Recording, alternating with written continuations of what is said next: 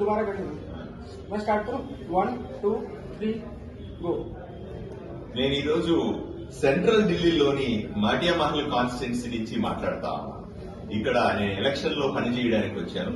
ఇక్కడ భారతీయ జనతా పార్టీ నుంచి దీప్తి ఇందూరా గారు నా పక్కన నిలబడుకొని ఉన్నారు.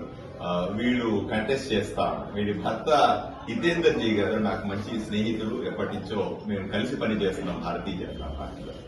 ఈ కాన్స్టిట్యున్సీ చాలా విలక్షణమైనటువంటి కాన్స్టిట్యున్సీ. సెంట్రల్ ఢిల్లీలో పార్టీతో పాటుగా పార్టీ సెంట్రల్ ఆఫీస్ కూడా ఇదే కాన్స్టిట్యున్సీలో ఉంటది.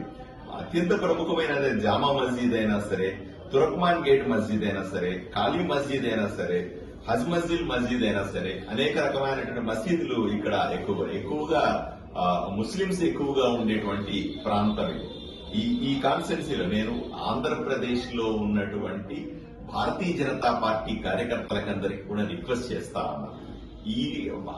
ఇది సమయం 5వ తారీఖున ఢిల్లీలో అసెంబ్లీ ఎలక్షన్స్ జరుగుతున్నాయని మీకు అందరికీ తెలుసు.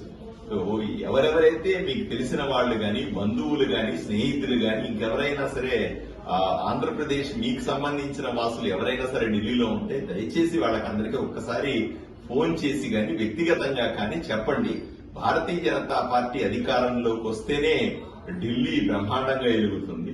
ఇప్పుడు అధికారంలో ఉన్నటువంటి ఆమ్ ఆద్మీ పార్టీ అయినా సరే, ఇంతకు ముందు అధికారంలో ఉన్నటువంటి కాంగ్రెస్ అధికారంలోకి మళ్లీ వస్తే ఈ రాష్ట్రం నాశనం అయ్యే పరిస్థితి ఉంది. కాబట్టి మీ అందరినీ మీకు రిక్వెస్ట్ చేస్తాం.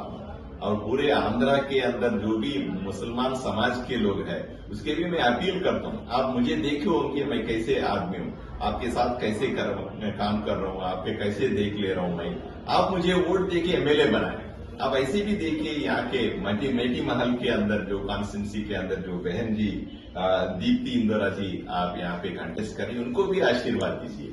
आप यहाँ के मुसलमान लोगों के लिए, मुसलमान धर्म के अंदर जो भी लोगों को लिए आप एक बार बात करिए फोन करके।